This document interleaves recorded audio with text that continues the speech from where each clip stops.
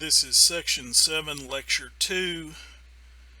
We are still talking about foreign policy bureaucracies, and in this lecture, we're going to be talking about the State Department particularly.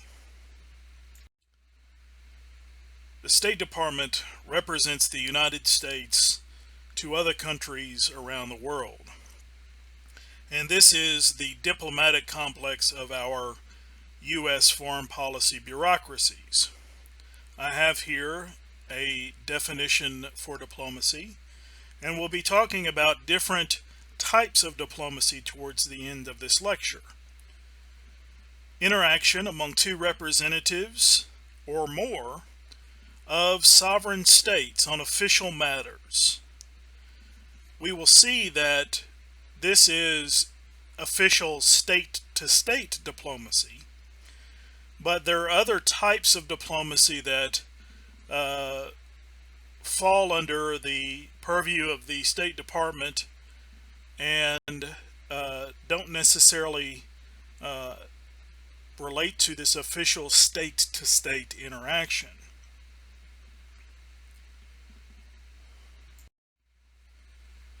The State Department was the first bureaucracy of the United States of America. It was established in 1781 as the Department of Foreign Affairs. And because of its status as the first or oldest bureaucracy, that means that the Secretary of State is fourth in line to the presidency. That is, behind the Vice President, the Speaker of the House, the Senate pro tem. If we look at the State Department's website and we look at the information from our textbook, we see then this list of basic functions of the State Department. Their primary function is to advise presidents on the ends and the means of U.S. foreign policy. That is, to give them expert advice about U.S. foreign policy development, but then also about our interactions with other nation states, what other nation states are doing, what other nation states want from the United States, but also to demonstrate to other nation states what the United States wants from them. And this is where we see this second point come in, to gather and share information on international developments. The State Department represents the United States abroad, not just our government, but our citizens as well. They provide services to citizens abroad in embassies and consulates. They regulate travel to and from the United States. This is the passport and visa programs, and they are instrumental in providing advice on foreign policy when it comes to large global problems, serving as intermediaries in the wars between other nation states, serving to deal with the spread of drugs, the spread of weapons, so on and so forth. We have their official mission statement there at the bottom: to shape and sustain a peaceful, prosperous, just, and democratic world, and foster conditions for stability and progress for the benefit of the American people and people everywhere.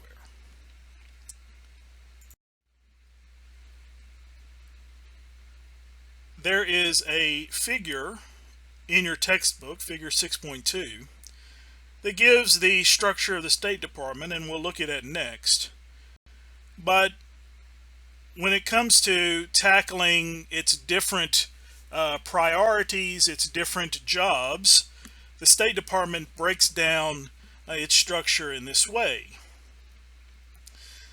Those that deal with politics, either regional politics, our role in international organizations, or dealing with international law. There are those that focus on diplomacy and public affairs.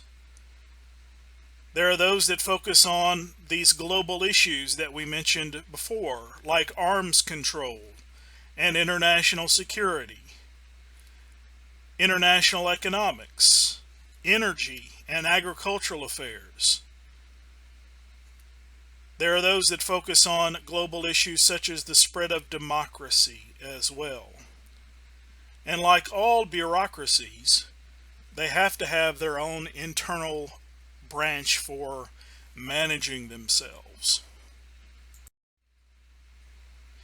And so here on this slide, you see then the basic structure of the State Department. The Secretary of State at top, different undersecretaries, but broken down along those different tasks or jobs: political affairs, economic affairs, security affairs, so on and so forth. And on the far right, of the slide, you see then a list of global issues that the State Department takes priority in attempting to address.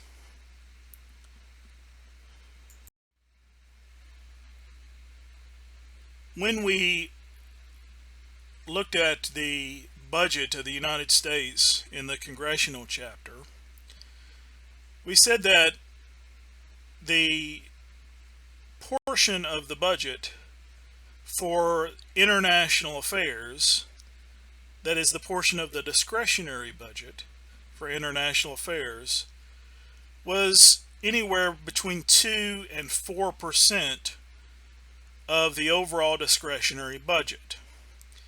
In 2015, this equated to $46.2 billion.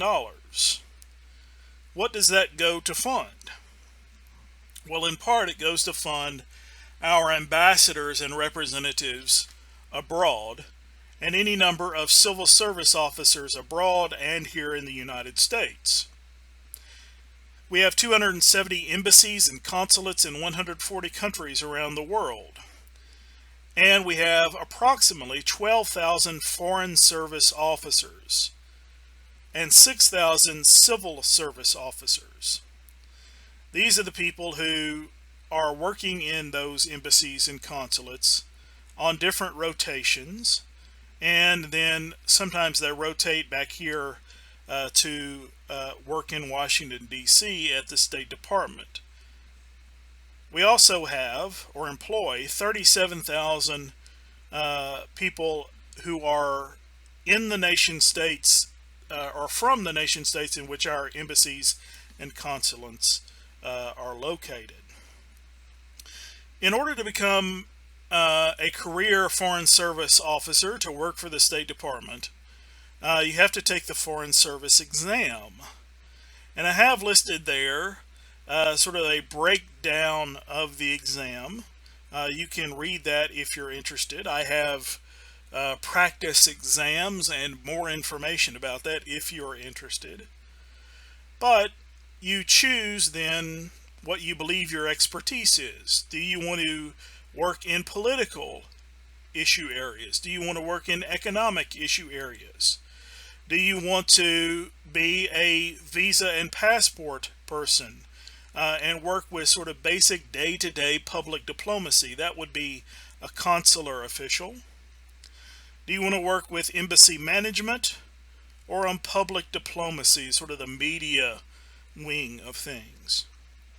And this exam is given at least once a year.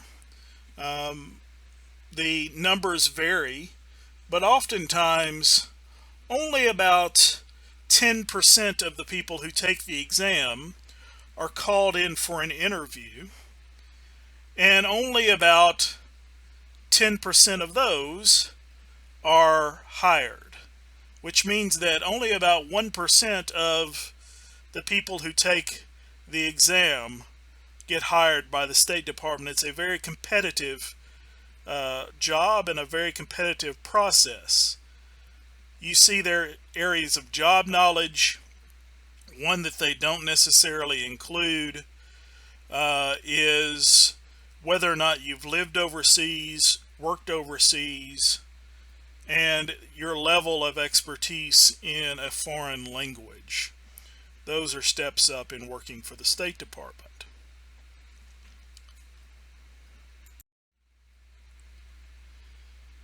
When working for the State Department and getting these jobs, oftentimes we see criticisms from other bureaucrats from other places around our government of the State Department itself. One is that it is an elitist institution. I mentioned just before that only about 1% of the people who take the Foreign Service exam actually become Foreign Service officers. And so this is an accusation that has been lodged against the State Department again and again. They tended, at least in their earlier history, to only pick and choose their employees from Ivy League universities. This isn't necessarily the case now, but there's still an elitist criticism lodged against them. Rather than the Ivy League universities being the draw for employees, there are any number of universities that have set themselves up to have international affairs and diplomacy programs. Many of these universities are surrounding Washington, D.C. itself. And so then that accusation or criticism of elitism still sticks to the State Department. One of the other criticisms is that they are excessively cautious. This can be linked to the criticisms generally about bureaucracies that we discussed in the organizational process model, that they only want to engage in areas that they are sure of. They only want to try to tackle things that they are sure that they can achieve. They only give pieces of advice to presidents that they can rely on, that perhaps have worked in the past. But we discussed then, and we can mention it here now, that this may lead away from taking a full view of a new foreign policy situation and making a rational decision about it. They rely, as other bureaucracies do, on their standard operating procedures. They don't wish to take chances. They want to maintain stable relations with other countries. If you remember our discussion in the first lecture from section 7, you'll remember that this may fall under the organizational culture and path dependency of the State Department itself. The reason that they exist and their area of expertise is to be diplomatic. The reason that they exist is to maintain stable relationships with other nation states, even those who may be threatening, even those who may be challenging to the United States. And so we can see this criticism of excessive caution sort of playing into, in part, the purposes of the State Department itself. A final criticism I have listed here is clientitis. Well, if we view the State Department as representatives of the United States and our government, we should say that it is the client of the State Department. But we have to remember that ambassadors and consulars abroad also have to work with the governments of other nation states and report back the desires, the wishes, the limitations, so on and so forth, of other nation states' policies and what the United States wants from them and what they want from us. And so this leads to the criticism that perhaps our foreign service officers have too close of ties to foreign governments, and that in representing those desires or priorities or preferences of foreign governments back to our own government, they then are taking the other government's side. But remember, this too is part of their job, that they are supposed to gather information about international affairs. They're supposed to gather information about other governments. They're supposed to then represent and negotiate policies among different governments. And so then if they go to report this to administration officials or to Congress or to the Senate, they get this criticism that perhaps they're not representing the United States well enough, but they are representing the ideas of those other governments back to the United States, which is perhaps seen as part of their job, but also a criticism. In your textbook, we have this table about different types of diplomacy. And I just want to briefly mention these. But not all diplomacy is official ambassadors or diplomats meeting with one another. There are different types of diplomacy that we've engaged in historically and do engage in generally. At the top listed here is celebrity diplomacy.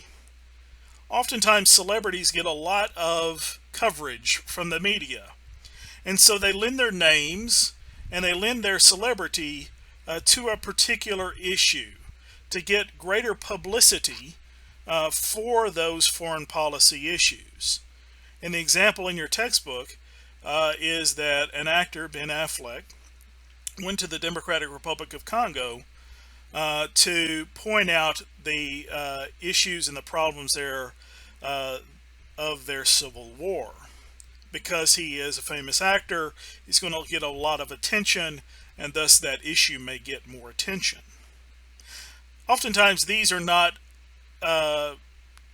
on behalf of nation states themselves, but it is an act of diplomacy where you see an American trying to draw attention to another issue. On behalf of nation states themselves, sort of official diplomacy would be conference diplomacy. These are large organized events where either the heads of nation states or their official representatives, like the Secretary of State, come together and negotiate large policies. The G7 conference, our global economic conferences, would be part of this. Climate change conferences, as we have here, would be part of this. The P5+1 negotiations regarding the Iranian nuclear program would be an example of conference diplomacy, official representatives from different nation states coming together to hash out negotiations. When it comes to our representation abroad, oftentimes it's done best by the media. And so two examples here would be digital diplomacy and public diplomacy. And this is the use of the media in order to gain support for our foreign policy goals, either on digital platforms or through official speeches and official statements. That would be public diplomacy. And so then when the president goes abroad and gives a speech, that's an aspect of public diplomacy, trying to get public support for our goals from other nation states. When Secretary of States speak abroad promoting certain issues, that is part of that as well. But oftentimes on a daily basis, we see this digital diplomacy as an aspect of that public face of spreading our ideals as well. Historically, we've engaged in coercive diplomacy, This would be gunboat diplomacy that we mentioned earlier, such as the deployment of U.S. naval forces to Japan to open trade relations with them. The show of force compels nation states to support our policies. Shuttle diplomacy is where our representatives from the State Department are the mediators between two different sides. Historically, we have been the mediator in the Mideast peace process. The United States were mediators in the peace negotiations that ended the civil war in the breakup of Yugoslavia during the 1990s. That was referred to as the Dayton Accords. And so then, even though we don't necessarily have skin in the game, our diplomats may help other nation states come to their own consensus. Special mission would be where an individual is sent by a president or the State Department to be a special advisor or negotiator on a particular problem. The example here is an appointment of Richard Holbrooke to manage U.S. foreign policy efforts in Afghanistan and Pakistan. Another example would be that we had a special ambassador sent to West Africa during the Ebola crisis, when we were building hospitals in that area trying to stem the Ebola crisis in 2010. Excuse me, not 2010, 2014. Dual track or two-track diplomacy is still another area where the government aids negotiations between private actors trying to use our government influence to help our private economic actors perhaps gain influence. Summit diplomacy is where the president themselves and the leaders of other nation states come together to sign pre-approved or pre-negotiated packages. And so then you see all these aspects of diplomacy. Some of them are official nation-state to nation-state diplomacy, some of them are not, but all of them fall under the representation of the U.S. and its priorities abroad.